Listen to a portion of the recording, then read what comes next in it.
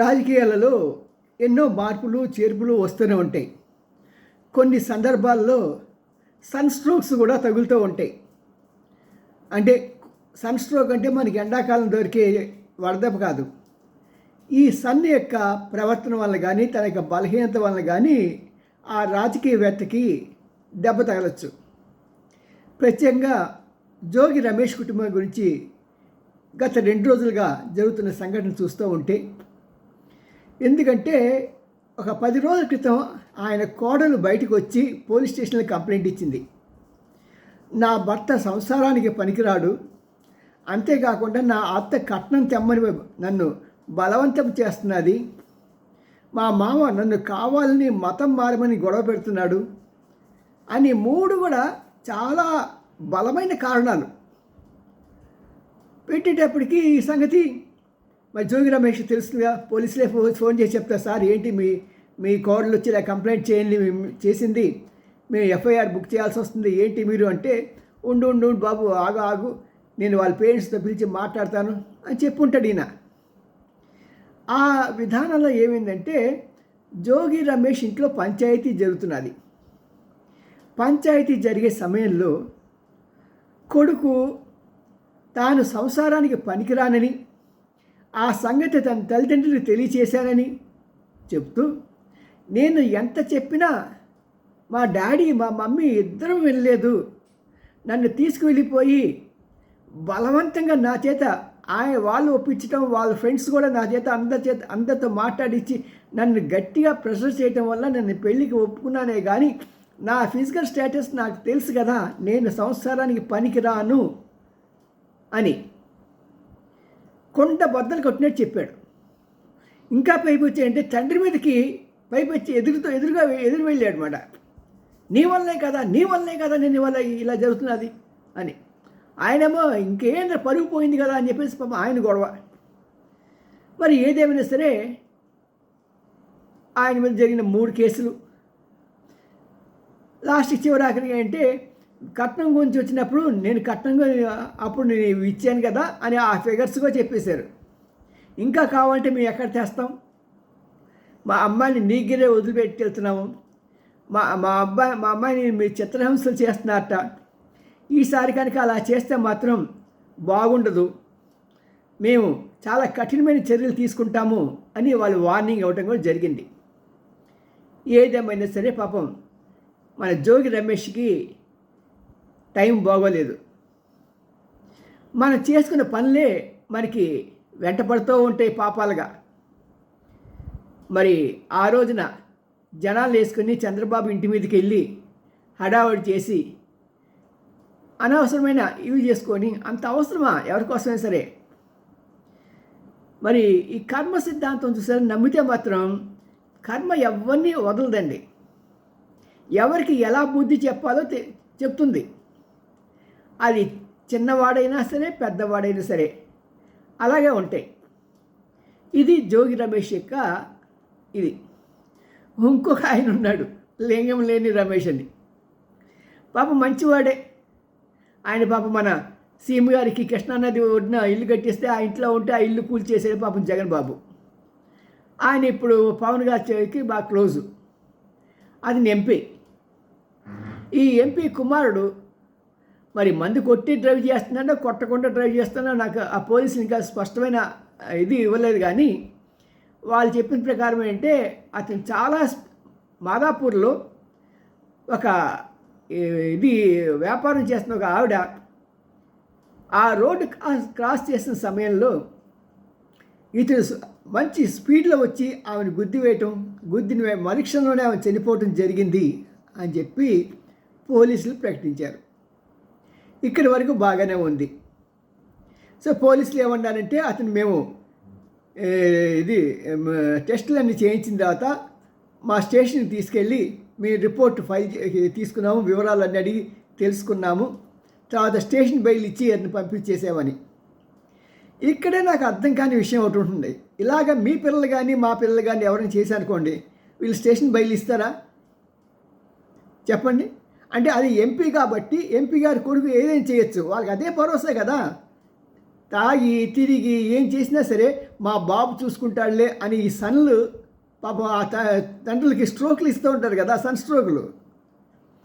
మరి ఈ సన్లకి వాళ్ళు ఒత్తాస పలకుండా ఉంటే ఒకరిద్దరు ఎంపీలు కానీ ఎమ్మెల్యే కానీ రాజకీయవేత్తలు కానీ ఎవరైనా అధికారంలో ఉన్న వ్యక్తులు వాళ్ళ కొడుకులు తప్పు చేసినప్పుడు వాళ్ళు చక్కగా చెప్పాలి, నువ్వు తప్పు చేశావు కాబట్టి నేను ఇంటర్ఫియర్ కాను, చట్టం తన పని తను చేసుకుపోతుంది అని స్పష్టంగా చెప్పినప్పుడు ఈ సన్లు తండ్రులకి స్ట్రోక్ ఇవ్వలేరు.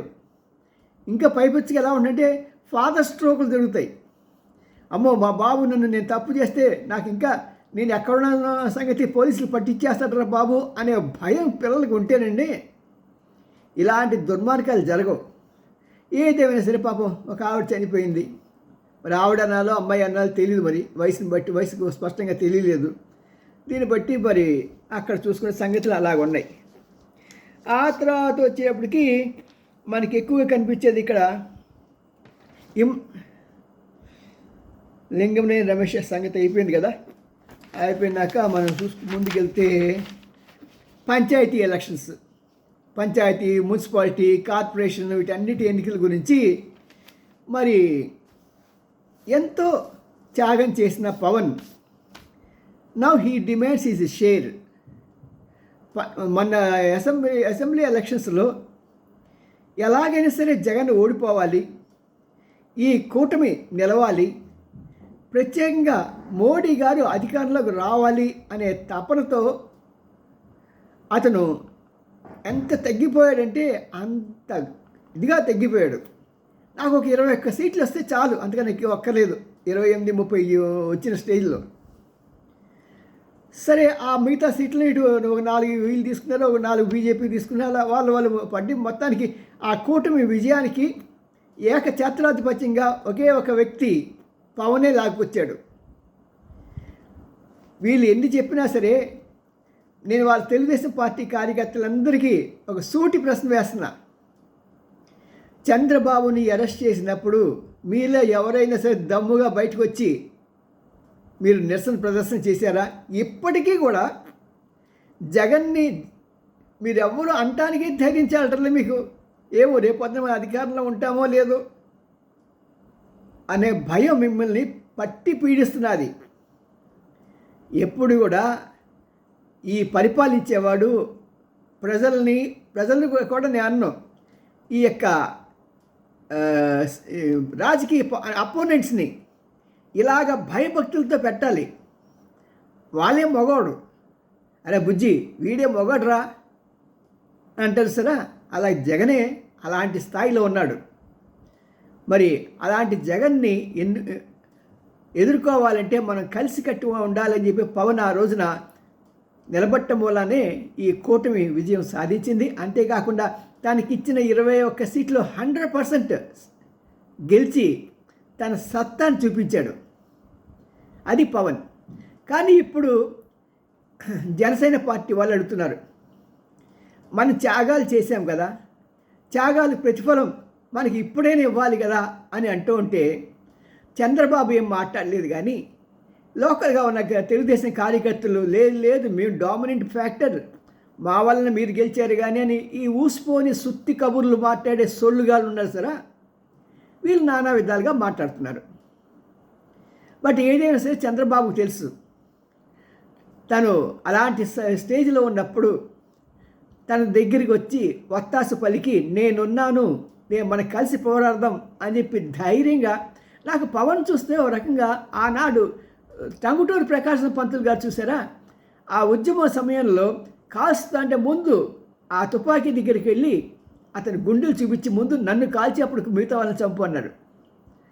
అలాంటి శక్తియుక్తులు పవన్కు ఉన్నాయని నేను భావిస్తాను, నేను నమ్ముతాను. అలా అని చెప్పి నాకు ఎప్పుడు పవన్తో అవసరం రాలేదు, నేను పవన్ ఫ్యాన్ కూడా కాదు, చాలాసార్లు ఎప్పుడు క్రిటిసైజ్ చేస్తూ ఉంటాను ఆయన్ని. ఇదేమైందంటే ఈ కామెంట్స్ రాసే వాళ్ళకి ఎవరిని పోయినా సరే మీరు ఆయన సొత్తు గిత్తు అంటున్నారు. చాలా తప్పది. ఎవరి సొత్తు ఎవరు కాదు, ఎవరిని విమర్శించి. మరి నిన్న మెసేజ్లో బీజేపీని ఎలా కడిగేశాం. ఇప్పుడు హైకోర్టు సుప్రీంకోర్టు జడ్జిమెంట్ ఇలాగుంటే మీరేం చేస్తున్నారు అని చెప్పి ఘాటుగా విమర్శించలేదా? ఎవరు తప్పు చేస్తే ఆ తప్పు చేసిన వారిని విమర్శించడం ఒక నిజమైన జర్నలిస్ట్గా బాధ్యత. నేను చేస్తాను అది. మరి ఇక్కడ నేను పొగుడుతున్నానంటే అతని వల్లే తెలుగుదేశం గెలిచింది అన్న సంగతి ఎవరికైనా సరే మెడ మీద తలకాయ ఉంటే ప్రతి ఒక్కడు ఆ తలకాయతో ఒప్పుకుంటాడు. లేదు తలకాయ మీద మెడ మీద నాకు మట్టికాయ ఉందంటే వాడిని ఎవడు ఏం చేయలేరు. మరి మోడీ లాంటి వ్యక్తి పవన్కి అంత విలువ ఇస్తున్నాడంటే కారణం ఏంటంటే ఇలాంటి విషయాలే. బట్ ఏదైనా సరే మరి ఇప్పుడు పవన్ కూడా ఇదోటిలాగా నేను సర్దుకుపోను, నాకు కావాల్సింది నాకు మా క్యాడర్ని నిలుపుకోవాలంటే నాకు నిర్దిష్టమైన కొన్ని స్థానాలు ఖచ్చితంగా ఇవ్వాల్సిందే అని పట్టుపట్టే అవకాశం ఉంది. పవన్ దగ్గర విడిచిపెడతాడు, పట్టుకుంటాడు అంటారు సరే. మరి రే పట్టుకోవడం తెలియాలిరా, విడిచిపెట్టడం తెలియాలి, ఎక్కడ నొక్కాలో తెలియాలి, ఎక్కడ విడిచిపెట్టారో తెలియాలి, ఎక్కడ తగ్గాలో తెలియాలి, ఎక్కడ పట్టుకోవాలో తెలియదు అని పవన్ డైలాగ్ ఉంది సరా. అది కరెక్ట్గా ఆయన తూచా తప్పకుండా పాటిస్తాడు. మరి వెళ్ళే ముందు ఆయన ఏం చెప్పాడే కానీ రేపటి నుంచి ఆయన కేరళ వెళ్ళి వైద్యం చేయించుకుంటున్నాడు.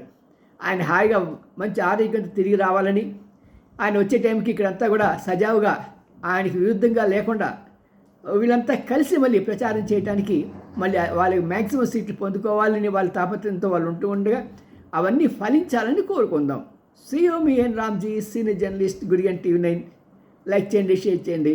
ఈ యొక్క ప్రాంతీయ వార్తలు ఇక్కడితో సమాప్తం. బాయ్.